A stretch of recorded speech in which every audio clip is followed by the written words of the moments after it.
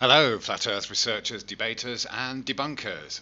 The Gnome Experiment was widely publicised in international media in the year 2012 and appeared to confirm the belief that a force of gravity exists in order to have us perceive what would otherwise be physically impossible: to live on the outside of a spinning spherical Earth, suspended in space and be held onto that sphere by a mysterious external force said to give objects weight.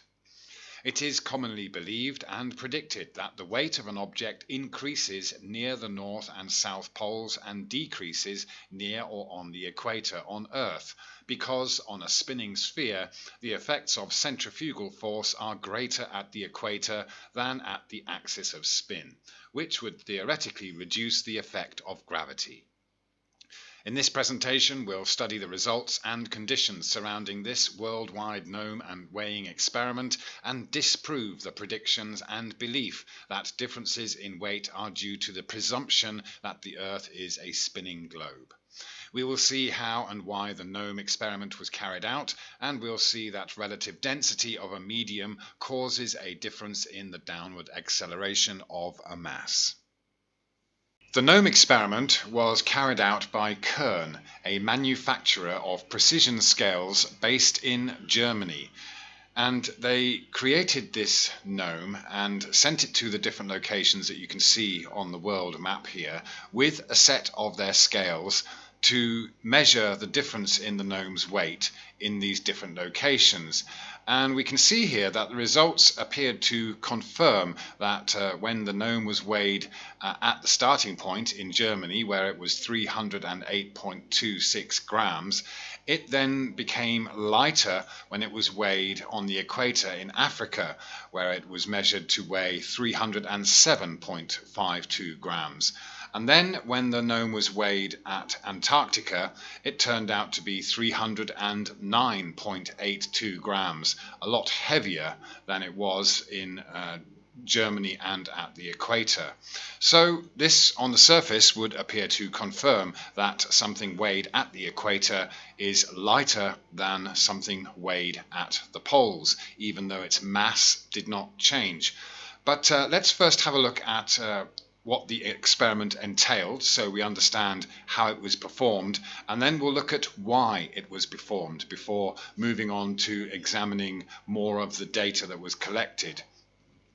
So the experiment itself is explained here, and it says that the aim was, if Earth was a perfect sphere of uniform density, then gravity would be consistent. But it's not, which means gravity varies wherever you go. So can we chart those discrepancies using just a basic range Kern scale? And the method was to ship the gnome kit from scientist to scientists around the world, and at the time people had the chance to join the experiment.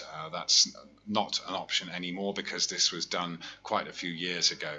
And in this kit is the gnome and this particular set of scales, which is the Kern EWB 2.4 scale, which is pre-calibrated according to local gravity at Kern HQ, Ballingen, Germany. So by calibrating the scales with the gnome at the Kern HQ in Germany, before sending the scales and the gnome to be weighed in the other locations, without any further calibration, they were able to then see if there was a difference in the weight of the gnome in these different locations, which of course there was. Usually though, you would regularly calibrate scales, or you would have calibration done depending on the location. So here is the calibration service that Kern offers, and it explains why that's necessary. Adjusting to the site of use. Why? An adjustment on the site of use is necessary because measurements of balances depend on the local gravity and therefore on location. Kern is able to perform this adjustment individually just before delivery to the site of use. So they would do the same as they did with the gnome experiment and calibrate the scales for your local gravity rather than for the gravity at the factory in Germany. What are the advantages of the adjustment on site of use? The balance gives reliable measurement results at the site of use. There is no complex adjustment on site necessary, no technician is required and no additional weights are needed, and the balance is ready for immediate use. And then it goes on to explain that if you want very accurate, precise measurements, then they recommend a balance with internal adjustment or an adjustment with a calibrated weight on site. So we can see here from the range of balances and scales that are sold by Kern that the price will vary depending on the precision of the scales and whether or not they can be regularly calibrated. Let's look at an example. Here's a set of scales that are slightly better than the ones used in the Gnome experiment. And as you can see here, it says high quality precision balance with automatic internal adjustment. This basically means that weights or calibration weights are included with the set of scales so that you can regularly recalibrate the scales wherever you are. And here are test weights that are sold as accessories. So if you bought the scales that were used in the Gnome experiment, you would also have to buy these weights as accessories in order to regularly calibrate the scales wherever you are located, or use their service to calibrate the scales at the factory for your local gravity, as we saw just now. So if we look at the operating instructions for various scales, including this EWB model, we'll get some clues as to why calibration is essential. First of all, we just see that these EG models here in these three top columns, when it comes to the adjusting weight, they have an internal weight. But if we go down to the next one, we'll see that these two EG types have an internal weight, but the EW type does not have an adjusting weight, as you can see here. Yeah, it's not included. So that's why you would have to buy the testing weights that they sell as accessories. But if we just go on down here, we'll get some more explanations as to how the calibration is done. And as I said, some more clues about it. So adjustment. As the acceleration value due to gravity is not the same at every location on Earth, each balance must be coordinated in compliance with the underlying physical weighing principle to the existing acceleration due to gravity at its place of location, only if the balance has not already been adjusted to the location in the factory. This adjustment process must be carried out at every startup, after every change of location, as well as in case of fluctuating environmental temperature. This is a very important point to keep in mind here. It is also recommendable to adjust the balance periodically during weighing operation in order to maintain exact measured values. And just here it talks about the adjusting with the external weight for the Kern EWB model, which is the one used in the Gnome experiment, and adjusting with internal weight, and that's only the Kern EG models. So it basically just it outlines the buttons you would press and the display here. So you can see that with an internal adjustment or calibration weight, you would turn this knob here and press the buttons to get it to calibrate itself. And at the end it says here, turn the adjusting knob on the right side of the balance to the weigh position, and calibration is now finalized. But if it is with the EWB model, or EW or EWB, then of course they suggest that you get these accessories from them, these weights from them, depending on the extent to which your scales will weigh something, and then it tells you the adjustment procedure. But you can see here that in this case you have to use an external weight. Place the adjusting weight carefully on the center of the weighing scale. Press the buttons and it knows that you're going to be using a weight either of 100 or 200 grams, and then it will calibrate itself accordingly. And of course, for the most part, you wouldn't really need to be really precise with your measurements, unless you are doing something, for example, in this realm where you have commercial transactions, if the price of goods is determined by weighing, or for the production of medicines in pharmacies, as well as for analysis in the medical and pharmaceutical laboratory, for official purposes, or for the production of finished packages. So, of course, weighing in those instances needs to be very precise. And that's why you would want to get your scales calibrated to make sure they are also in compliance with EU regulations, which it says here that for Germany the calibration must be done every 2 years, and that's how long the calibration is valid for. So that covers the how the experiment was done. Let's look at the why, and we need look no further than public relations articles such as this one, where it tells us exactly why this project was done. Gnome weighs in for Kern scales. Kern, a precision scales manufacturer, wanted to increase its market share in the global science and education sectors. Ogilvy was asked to create interest in the scales within traditional uninterested media. And here we see one of the shots that was widely publicized in the international media. And we see that the campaign was the Gnome Experiment, the client, Kern and so on, the manufacturer of the scales. The public relations team, Ogilvy Public Relations and Ogilvy 1. The timescale was November 2011 to March 2012, and the budget was £10,000. So we'll just have a very brief look at what the objectives were and the strategy to drive sales of Kern scales to the education and science sectors, to raise awareness of Kern's reputation for accuracy beyond its customer base, to generate conversations about gravity's influence on weight measurement, and to secure coverage outside the specialist media. Strategy and plan. Ogilvy set out to make the complex scientific issues of measurement and accuracy more accessible by offering content that would appeal to a global audience. Kern's unique selling point is that its scales can be calibrated to local gravity. The strength of gravity varies across the world. That message had to be conveyed to the public. To do this, Ogilvy wanted to create a personality for the brand that worked across media from TV to Facebook. Ogilvy created a chip-proof garden gnome named Kern to give the campaign a personality.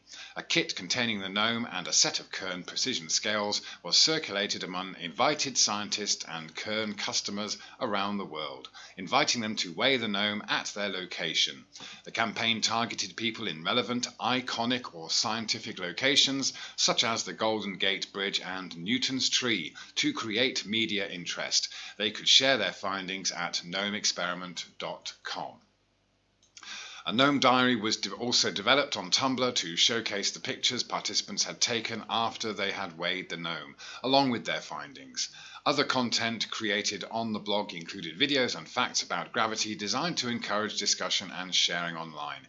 In mid-March, the PR team released the story to key news organizations and science and education thought leaders around the world, such as New Scientist and CBBC. Measurement and evaluation. GnomeExperiment.com had 54,425 views in the first week after the launch of the campaign, and 16,386 websites worldwide linked to the site. By the end of the second week, Google Analytics revealed the campaign had received coverage in 152 countries. The number of visitors to Kern's corporate website increased 256% after coverage in Le Monde, The Metro and on Fox News. For the first time, Kern drew coverage from science publications such as New Scientist and National Geographic and the BBC. Results were that sales to target groups increased by 22% in the 2 weeks after the event. About 2,200 former Kern customers got back in touch. Kern's unique selling point was debated by scholars, and during a talk at a TED conference, participants in the experiment ranged from scientists to schoolchildren, exactly the intended target audience. So it was a very successful public relations campaign. And there's a couple of other articles that show that this was a very, very effective campaign. In fact, this Corpcoms said it was Campaign of the Decade 2015, and it just basically goes through the same things that we saw just now and says how good a campaign this was. So with this corporate drive to increase sales, we have the perpetuation of the belief that gravity or weight is different in different locations because we live on a spinning globe. Now, there's no denying that weight is different, and you can call weight gravity. But let's have a look at the official explanation for this from people such as NASA. This is a question and answer taken from NASA's website. Do you weigh differently at the North Pole than you do at the equator? Yes, you do, because at the equator the centrifugal force due to the spinning of the Earth is at its maximum and vanishes at the poles. This means that the attractive force of gravity is slightly reduced because it is directed towards the center of the Earth, while the centripetal force is directed outward from the center.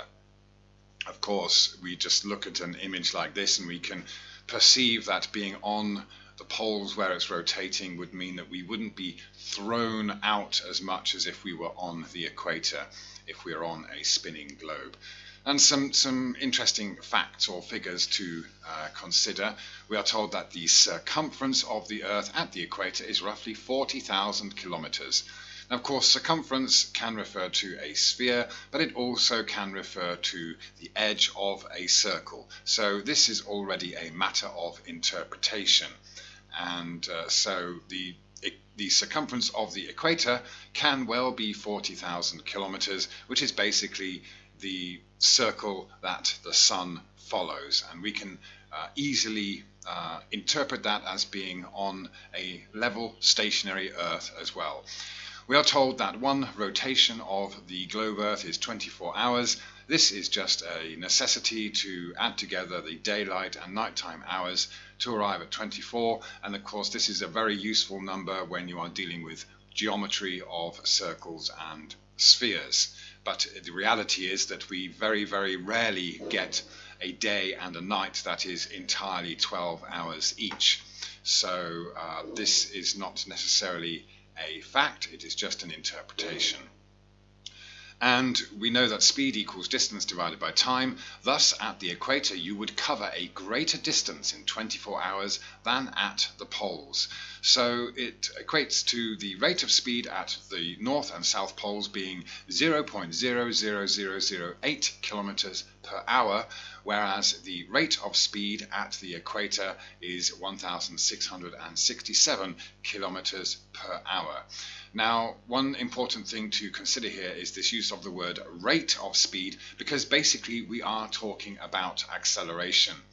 You will often hear the argument of linear conservation of momentum, and we should really consider the difference between that and angular momentum. You'll often hear people say, imagine you're on a train that is moving at a constant speed, and you will of course not feel any difference. It would be the same as if you are stationary if there is no other movement of the train. But of course what we're dealing with here with a globe is it's not conservation of momentum, it is angular momentum. Okay, so the acceleration is constantly changing, and that is why we have this rate. It's not a constant speed, it's a constant acceleration if we are on a globe. And we all know that if we are constantly accelerating, we would feel it. But of course, we do not feel any constant acceleration. So That aside, NASA goes on to explain that the effective acceleration of gravity at the poles is 980.665 centimeters per second, while at the equator it is 3.39 centimeters per second less due to the centrifugal force. So if you weighed 100 pounds at the North Pole on a spring scale, at the equator you would weigh 99.65 pounds or 5.5 ounces less. So that works out to be a difference of about 0.35% in the force of gravity that you would experience between the poles and the equator. So let's keep this figure in mind as we look at the actual results from the Gnome experiments. And this is a very important paragraph to consider that is explained by NASA. Your mass in grams, however, would stay the same because grams is a measure of the resistance of a body to being moved, inertia, and has nothing to do with acceleration or gravity. Your mass in kilograms would remain the same. It is common for people to use pounds and grams interchangeably, but they are not. So we could go on to just consider that basically we are told mass is not a form of weight, and then we are told to assume that gravity creates weight for mass by pulling or pushing it down or giving it a downward direction. So this is where we have this necessity to imagine or perceive that something falling through the air or something having weight is being caused by an external force. From where that external force comes, no scientist has ever been able to properly explain that, but it just so happens to be what happens when you put a mass in the medium of air and you weigh it. So now we're going to look at the data that we were able to get from the Gnome Experiment website, and we're going to bring all that together with other information that we can take into consideration based on the location, the time, and the conditions under which these different weighing measurements were done in the different locations. So we can see here, for example, when the gnome was weighed in Germany, it was 308.26 grams. And this was, of course, the first measurement where the scales were calibrated, and we've been given the latitude and longitude. Unfortunately, the blog report is no longer available, so I had to use the Wayback Machine to go through the Twitter feed that announced the measurements on certain dates. So I was then able to narrow down the day, or the week at least, that these measurements were made. So that's the kind of information we can get from the site, the weight and the latitude and the longitude. And what we could also do was, based on finding out the time or approximate date that the measurements were made.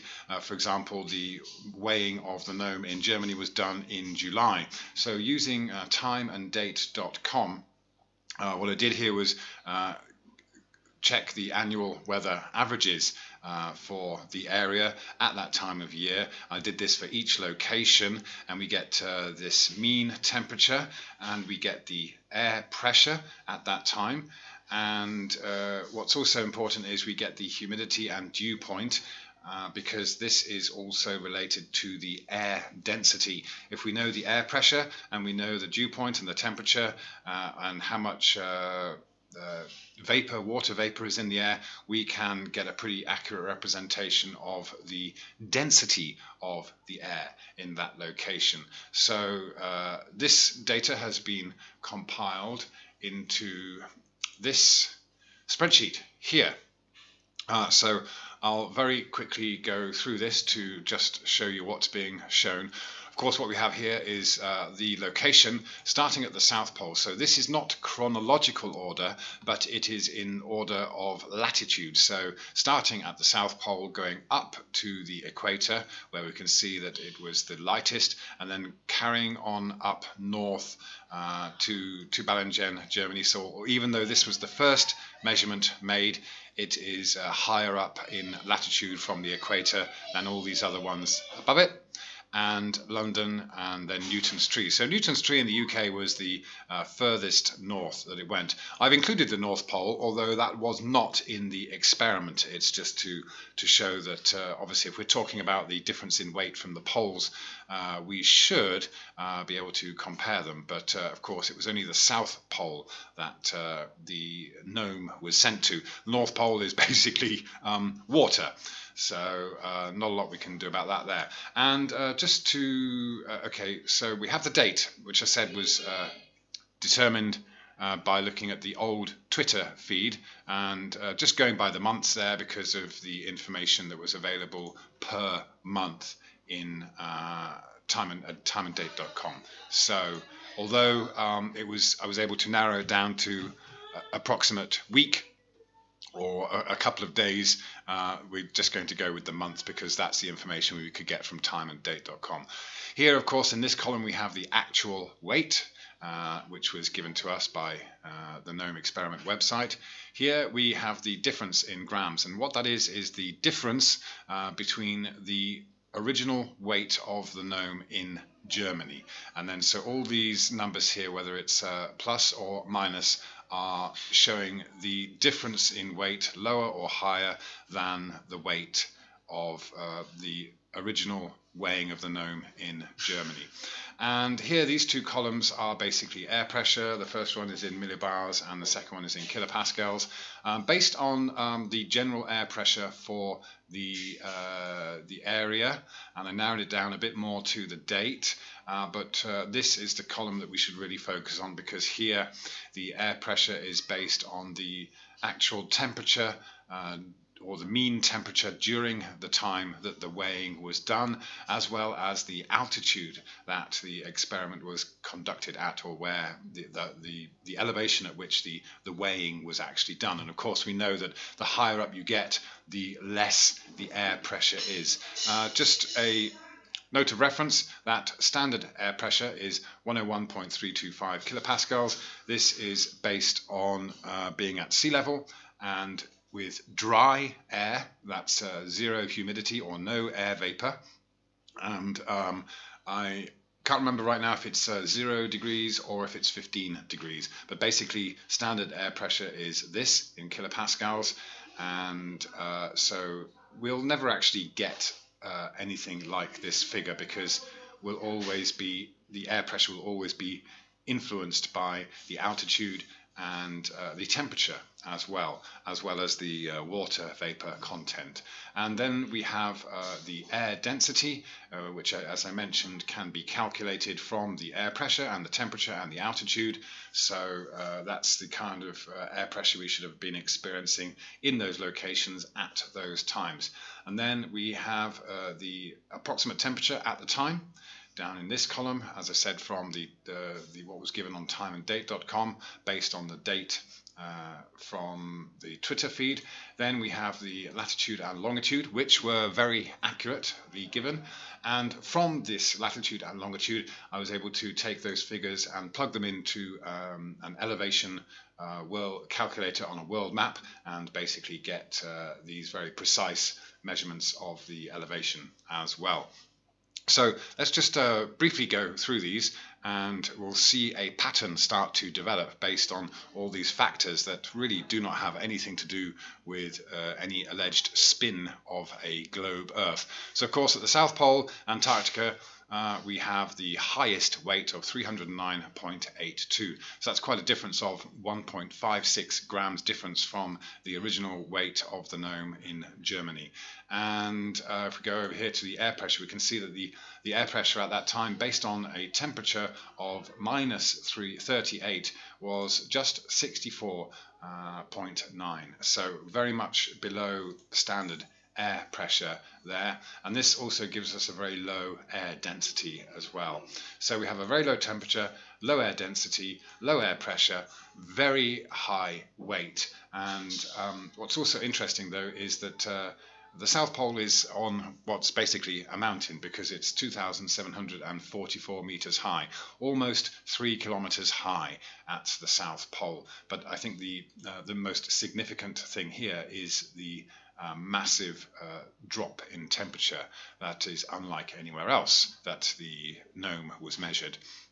And then we moved up north to Sydney, Australia in January 2012, and we have a measurement of 307.8 grams, and we have very standard air pressure reading there, and the density at 1.18, so very close to standard air density as well. Very warm temperature, 23, and an elevation of 72. So these are very they're not very extreme conditions, just slightly warm, and we got this 307 weight. And in Durban, South Africa, we have very similar weight, 307.82, and we also have very similar air pressure, very similar air density, very similar temperature, just 1 degree higher, 24 degrees, and an elevation of just 6 meters. Obviously, if we go to the map and we see that we do have these two, there's South Africa and there is the Australia measurement. So these are on very similar latitudes, very close in that respect, and we get very similar readings.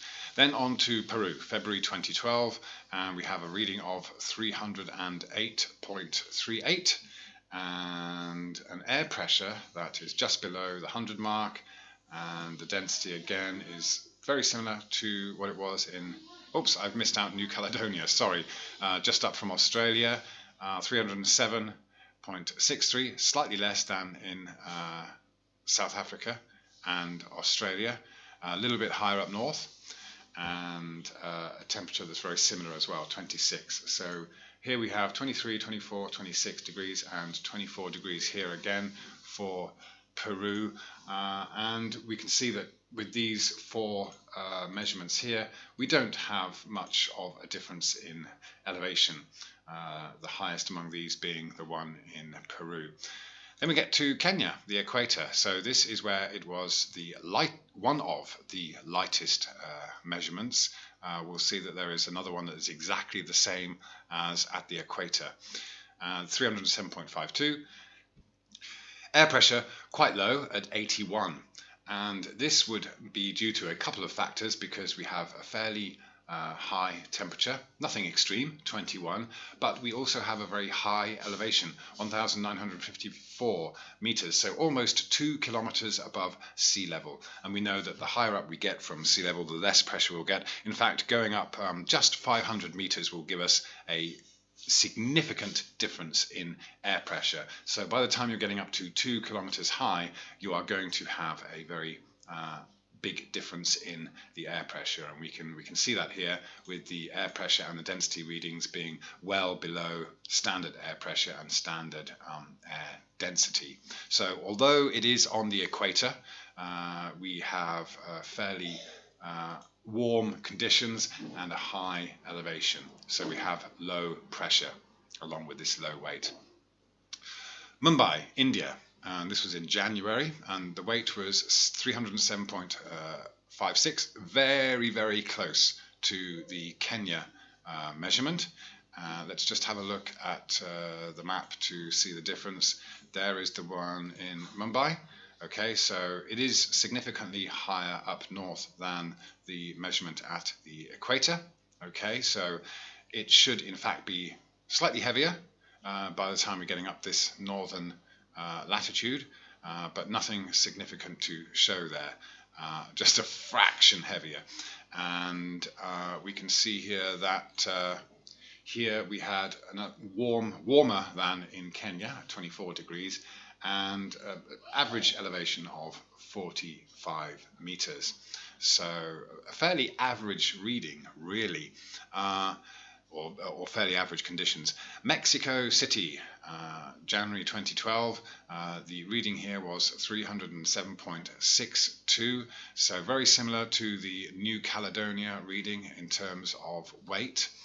And we had air pressure at just 77, well below standard air pressure, and this is likely due to partly the temperature, which is very mild at 14, but more so to do with the elevation being over 2 kilometers high.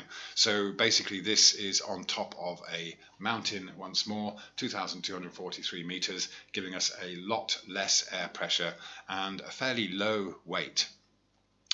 The next one is the zero-G facility at St. Petersburg in Florida in the US, and here we have another 307.97 weight, but the rest of the factors here are very standard.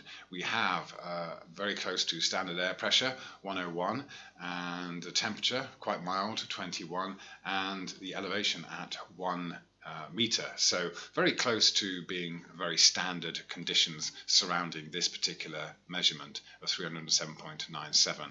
Then on to Tokyo, Japan, and we got a measurement of 307.9, again very close to the one here, and we have similar factors with air pressure, 101 and 101 again, and okay, slightly lower temperature at that time of year, and a slightly higher elevation, just 22 meters. So nothing significant, and a very similar weight. On to California, Portola Valley in the USA. This was in December, and the weight measurement here was 308.23, only a fraction less than it weighed in Balingen in Germany. And the air pressure just below the 100 mark, mild temperature 10 degrees and almost 200 meters high. Nothing really extreme there, and but it is interesting to know that we have lower air pressure at a slightly higher elevation, and we do have this 308.23 grams. Then we move on to Denver, Colorado. This was the highest elevation at which the weighing was done, and this is at 4,312 meters high, just over 4 kilometers. So what we have here is very low air pressure, and of course with that we have low density, and we have weight that is fairly low as well. In fact, this weight here, 307.52, is exactly the same weight that we got at the equator. So we have two very different locations. Let's just have a look. We've got up in the USA here, and the equator. So we got these very different locations, very different latitudes, but we have exactly the same weight, 307 and 307. But the difference, one of the major differences here is, of course, the height at which the experiment was conducted. Then we move on to CERN in Geneva, 307.65 is the weight, and the air pressure there would have been fairly low, and we have 10 degrees and 432 meters elevation. Now, SNOLAB in Canada, this is the one place where two measurements were done, because SNOLAB is 2 kilometers underground. So the information I have here is obviously accurate as far as the weight goes and the date that they were done. They were pretty much performed on the same day, or maybe 1 or 2 days apart. But we have 307.63 grams here when it was below ground, and lighter when it was above ground at 307.73. I'm sorry, it was heavier above ground than it was underground. Now, the air pressure figure I have here and the air density is based on just going 2 kilometers below this standard air pressure, and the temperature was not something I could accurately determine, but by all accounts, the ambient air temperature from the rocks is about 40 degrees. So I've put it at 30, but basically it's a very hot and high pressure place to work. And we can see here that we would normally get a very high air pressure of 159 kilopascals, and it would be very hot, and we have this 2 kilometers below sea level. But above ground we have very low air pressure, well not very low, but just below the standard air pressure, but the temperature at the time was also around -5.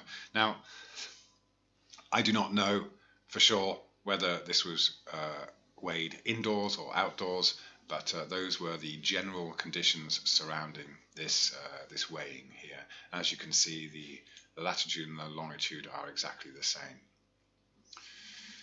Now on to Germany, where the first measurement was done. So this was back in October 2011, and it was 308.26. So it was actually quite heavy compared to all the other measurements, really. And we had a low air pressure and fairly standard, just below standard air density, 8 degrees centigrade at that time of year, and an elevation of half a kilometre, 519 metres. And then on to the UK. It went to the UK fairly soon after being weighed in Germany in November 2011, but then went to Newton's Tree in June, in the summer of 2012, after going all around the world. So the London and the Newton's Tree measurements in the UK are at very different times, or 6 months apart at least. So we have 308.54 in London and 308.58 in Newton's Tree, slightly higher, fraction higher. And then we have air pressures that are very similar, and air densities that are very similar, and a slight difference in temperature from 9 degrees to 14 degrees mean temperature. And London is slightly lower in altitude or elevation, 37 meters, and Newton's Tree is about 100 meters above sea level.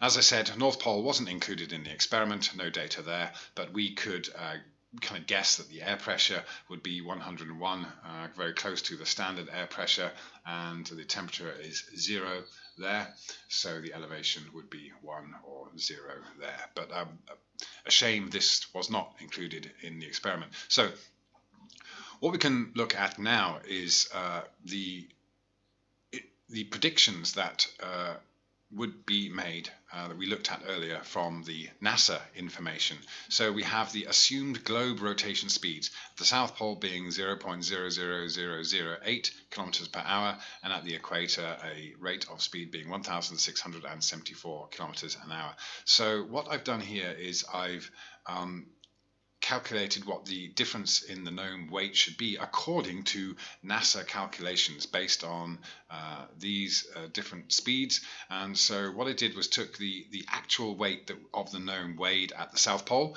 309.82 grams, which you can see here. And according to the NASA calculations at the equator, the Gnome should have weighed 308.74, whereas we can see here that it was much less than that, 307.52. Now, the difference in the NASA calculations would have been a 1.8 gram difference based on this 0.35 difference in the effects of gravity due to centrifugal force that we discussed earlier.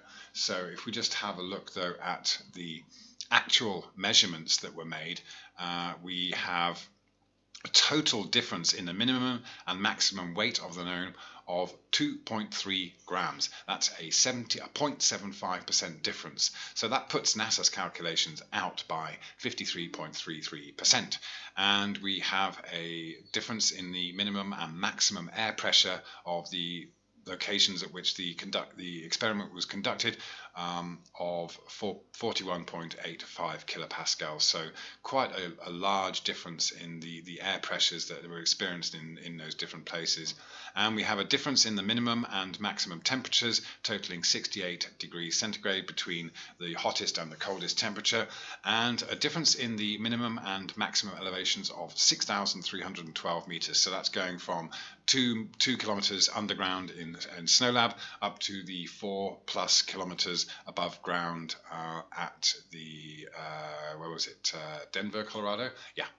Okay. So what we can see here is that the calculations that we would get are based on the idea that we're on a spinning globe are way out, and we have from the real measurements a huge difference in the weight, 2.3 grams difference, whereas the calculations were only for 1.8 grams difference, so almost double the difference there. As I said, 75% difference in that. So NASA calculations way out compared to the reality of what was gathered.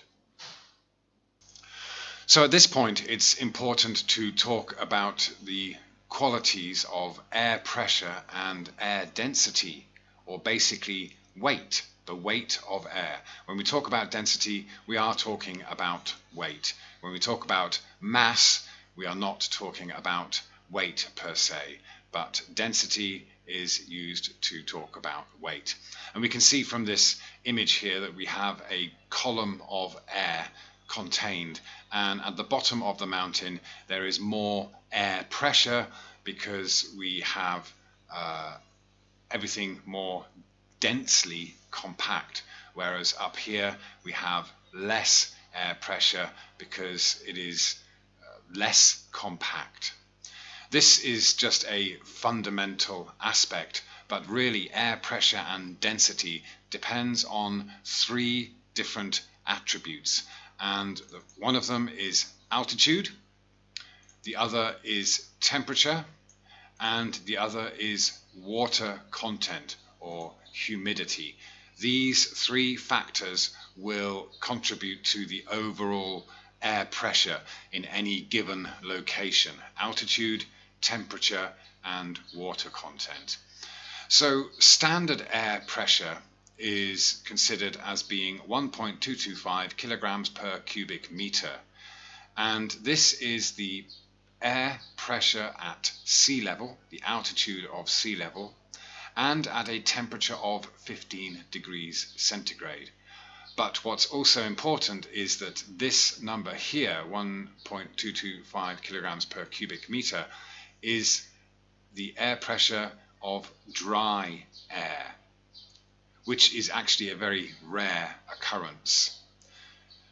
And then we have standard air density, which is 1.29 grams per litre at the altitude of sea level, the same as above, but this time at 0 degrees centigrade. So this would mean there's very little movement of the molecules in the air. 15 degrees centigrade would mean that the air is warmer, and so the molecules are moving about more. And again, we are referring to dry air. So again, it's important to consider that when we are talking about the temperature of air pressure or air density, then a low temperature means that the molecules are not moving about so much, so they are more densely packed, and that block of air becomes heavier, denser than hot air, in which the molecules are moving about, so it becomes less dense. So if we just have a look at the altitude and how that affects air pressure or air density, here we see that air density decreases, goes down as altitude increases. Again, we can see this easily illustrated in this image up here. Higher altitude, less density. Lower altitude, more density. And apparently at just 5 kilometers altitude, the density of dry air is nearly 2 times lower than the density at sea level. So just getting 5 kilometers high, going up a 5 kilometer mountain, that's not even as high as Everest, and if the air is dry, then it will be 2 times less dense than air at sea level. That's quite a significant difference in the air density. So then we have temperature. Air density or weight decreases as temperature increases. As I said just now, with the molecules moving about more freely with a higher temperature, then we actually get a decrease in the weight. Temperature goes up, the weight of the air goes down. The density or the weight of the air goes down as the temperature rises. So basically we have hot weather equals air density with weight that decreases. And we have cold weather with air density or weight that increases. The colder it gets, the heavier the air gets. The hotter it gets, the lighter the air gets. So we can take this and use it to consider the effect it might have on a set of scales that would already read a higher or lower weight from the air around it without actually putting an object on the scales. The air itself would either be pushing down more on the scales if it was cold, or not so much if the weather was hot. And that would go, of course, for an object. So an object that has a specific mass that doesn't change would weigh less as it is surrounded by hotter air, because that air is not pushing down on it. Whereas if the mass is surrounded by cold air, then that cold air will add to the weight of the object. It will increase the weight. And we have to also consider the water content. We've already looked at altitude and temperature, and now we look at the water content or the humidity in air as a contributing factor to the air pressure and air density. So air density or weight decreases as water vapor increases.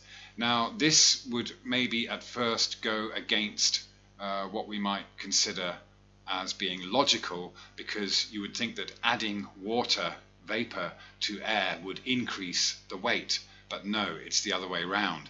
Air density decreases as water vapor increases, and this is due to the other attributes that we have here with the temperature and dew point at which water vapor arrives in the air. So what we have overall here is air density or weight decreases as water vapor increases. So it means that cold air is heavier than hot air because cold air is more dense. But cold dry air is even heavier. And it turns out that Antarctica is classified as a desert because the air in Antarctica is dry. Even though the whole place is covered in snow and ice, there is so little rain that what we actually have is cold, dry air, which is even heavier than the air anywhere else on the Earth. So let's keep all of that in mind as we look at the results again. So with this information that we gathered from the actual experiment, we saw that the calculations according to NASA were quite far off, and we had a lot of other factors to take into consideration, such as the vast difference in the weight of the gnome, the difference in the air pressure, the difference in temperatures, and the difference in elevations, as we've discussed just now.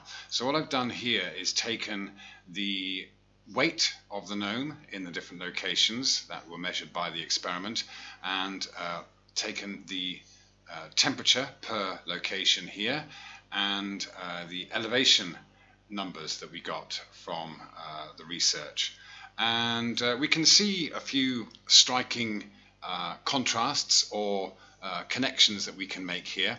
Obviously the first one being the South Pole, where it was very heavy, the heaviest. And as we saw just now, Antarctica has cold, dry air, which would make the air very heavy compared to other places. And we can see here that we have this massive difference in temperature. So we have a huge drop in temperature, making the air itself dense and heavy, and a huge rise in the weight of the gnome. So that is a very interesting correlation to make. Of course, here we also have quite a high elevation as well, but what we do have is this extreme temperature. So how much difference this elevation makes is difficult to say, but we can see a striking resemblance here between the very low temperature and the high weight. And as we can see here that again, these locations go from the South Pole up to the equator and then up north, so they are increasing in latitude, as are these here and these here. So if we have a look at another extreme difference in temperature, now this was a high temperature, but again this is assumed because I didn't have all the specific information, but this is underground at Snow Lab. So we have a very low altitude, a very high temperature, and we have here this is the second one, an increase in the weight here from the other Snow Lab weight reading. And but this of course is less than, for example, at California. And if we have a look at the California temperature, it was fairly average. We have this average range of temperatures here. They're all very similar.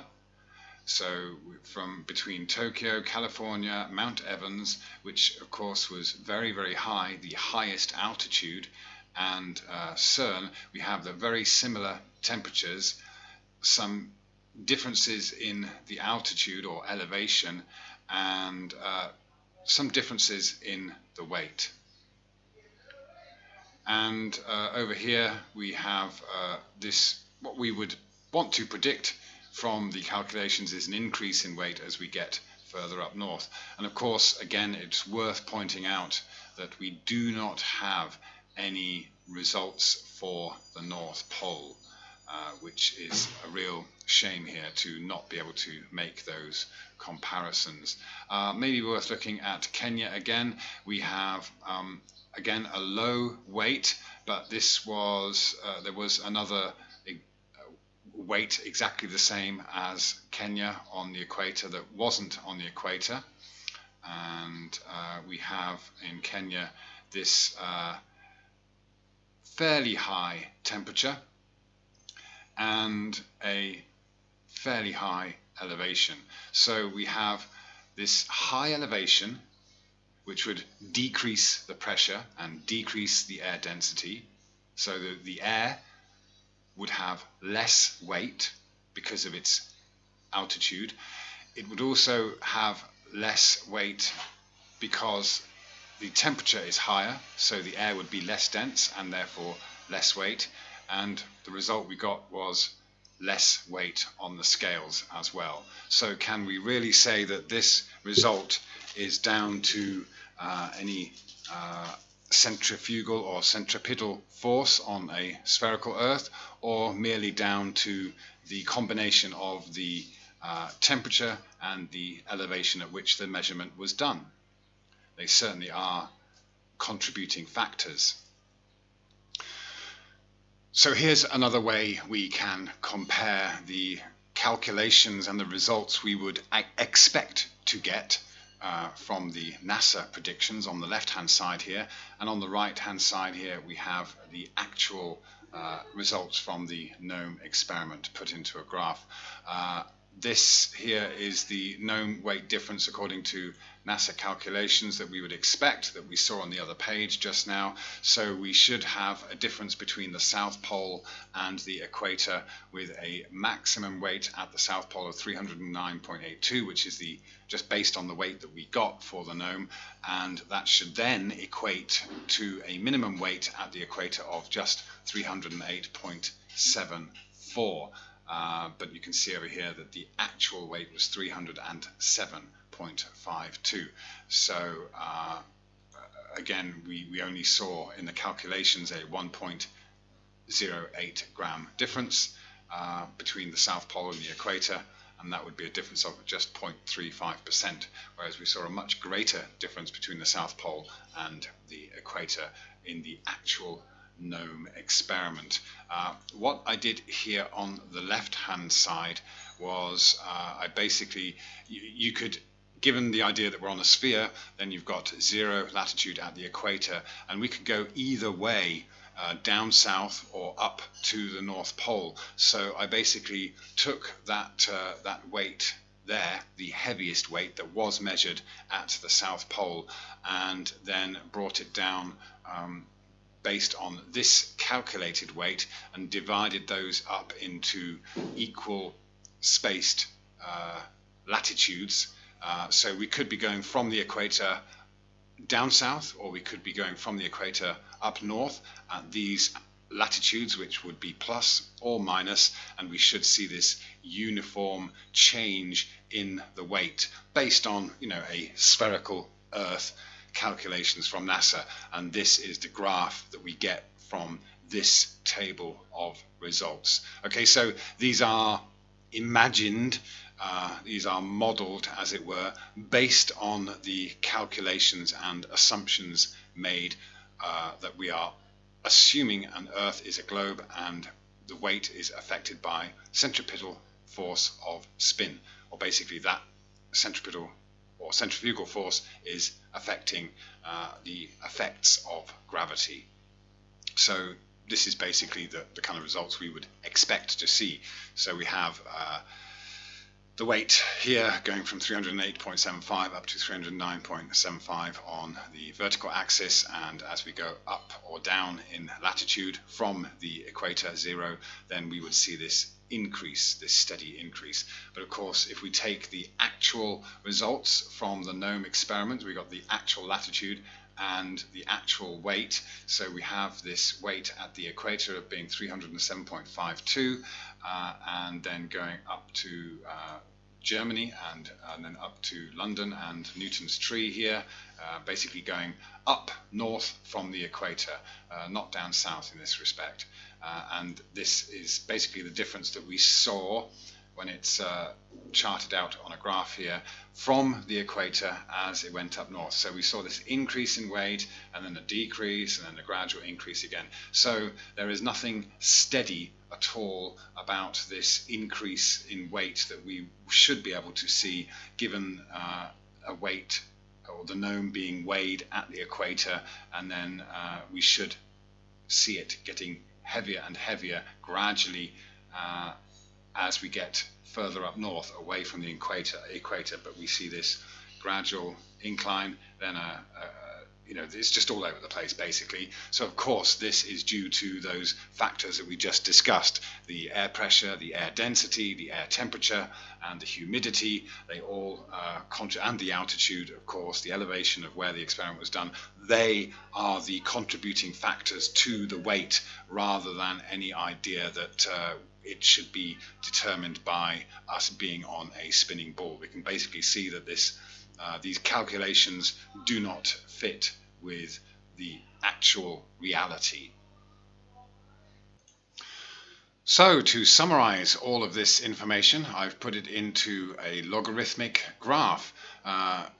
I recommend this site, plot.ly, if ever you want to do this. It's very good once you learn to make your way around it. That's representing several different measurements or figures side by side, which was a bit of a challenge because we had the small difference in weight, yet we had vast differences in temperature and elevation, for example. So I finally managed to get these neatly represented on this graph here. So on the left we have the location, and we have the weight of the gnome at each of those locations. We have the air pressure, and we have the density of the air at each of those locations. We have the temperature and the elevation, as well as the latitude. So I'll just bring this up so we can see it more clearly. The graph is arranged in this way. We have, again, going from the South Pole up to the equator here, so going up in latitude, and then from the equator we're going up north as we go off towards the right. So the horizontal axis is the location, and that's based on latitude. And on the vertical axis we have a combination of the gnome weight, the elevation, the temperature, and air density. So if we just take you through the key here, this will make a little bit more sense. The blue line that you see is elevation. So we have a high elevation here at the South Pole, coming down to a low elevation, going up again here for Kenya, coming down again here for India, and up. Okay, so this blue line is the elevation, the highest point being 4,312 meters at the top of Mount Evans. And so it goes on, and we go down here for minus 2,000 meters at the underground facility at Snowlab. And then we have the weight, which is these dots here that you can see. So we see that there is a weight that changes, that is not uniform with the change in latitude. It's all over the place. And we have density and air pressure represented by these black and red lines, which you can see here. So you can of course see a definite correlation here with the elevation going up and the air density and the air pressure going down. And here we have the air pressure and air density going up, while we have the elevation going down below ground. So here we've got some average results on the right, and here we have some average air pressure and density, and then it goes down as the elevation rises up here. So we've got a very medium meeting point there, and down again as the elevation rises.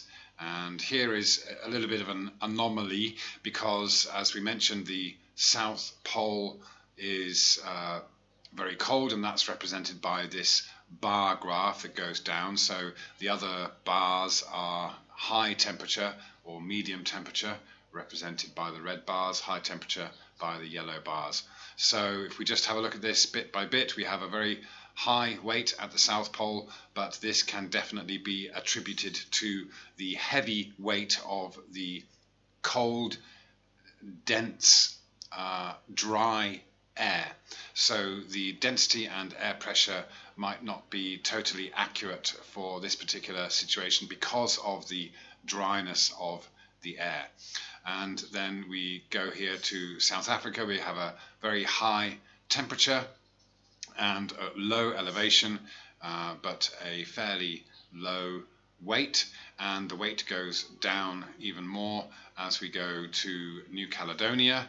We get a higher temperature, lower weight than in South Africa, and then we have a weight that meets with the air pressure, the air density, and the elevation. So these are all averages that seem to kind of culminate in an average weight here, even though we had a fairly high temperature. And here we can see in Kenya, this is quite significant, we had a low weight, as would be predicted on the globe model. However, we also had this low pressure and low density because of a high elevation and a high temperature. So we got this lack of air density, so not so much air weight and not so much weight of the gnome. So we can attribute to this lack of weight to the lack of density, lack of air pressure created by a high temperature and a high elevation. It need not have anything to do with the weighing being done on the equator. These figures here are much more relative to the actual weight. And we can see over here that we got this similar weight when it was weighed at Denver, Colorado, but we had a very high elevation, so that would have made the air very much less dense, less weight of air on the apparatus and on the gnome itself, and this brought the weight down to the same weight as was measured at the equator. So we have a correlation of this idea that the elevation would reduce the pressure and reduce the air density, therefore reducing the weight of the air on the apparatus, and we would then get a very light weight of measurement here. And here in SNOLAB is obviously quite a contrast because we have this deep down elevation, 2,000 meters below, and a high pressure and high density, as well as a high temperature.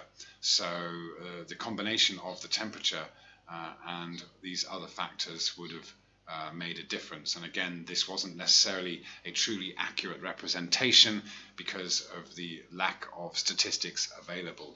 But we can see here again that where things start to even out, we've got these fairly consistent weights here with pressure and density that are very similar, elevations that are very similar, as we see over here as well in Peru.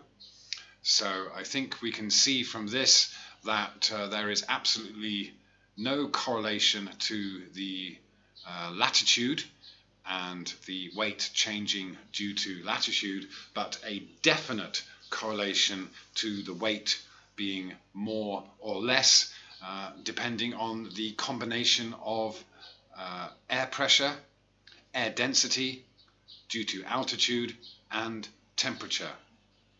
Seems to make a lot more sense, and this is based on real physics rather than having to imagine that we are somehow held onto the outside of a spinning sphere by a mysterious external force of gravity to create weight, when we can see that the difference in weight is created by all these other immediately recognizable and determinable elements.